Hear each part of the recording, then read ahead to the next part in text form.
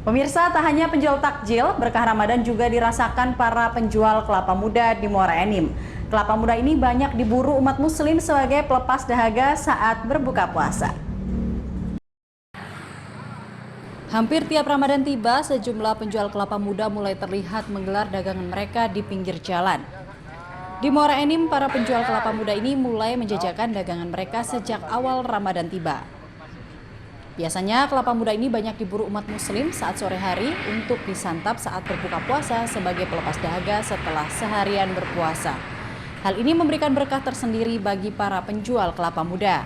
Salah satunya Adi yang mengaku berjualan kelapa muda sebelum Ramadan.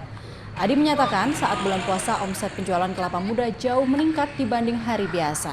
Satu buah kelapa muda atau dogan murni ini dihargai Rp10.000 dan jika diberi es dan susu seharga Rp13.000. Dalam satu hari, Adi mampu menjual 100 lebih kelapa muda yang didatangkan dari Muara Enim. Alhamdulillah rame, Pak. Rame ya? Iya.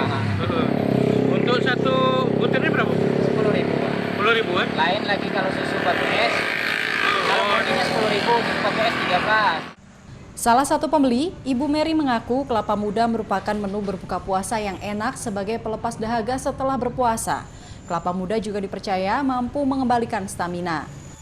Biasa beli sendokan sama si jabrik. Oh dia? Ya bagus, mantap. Apalagi belum puasa ini kan, udah puasa ini ya? Ya.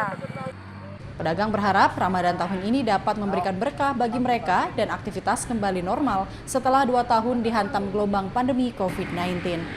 Dari Muara Enim, Edwin Sasatria, iNews melaporkan.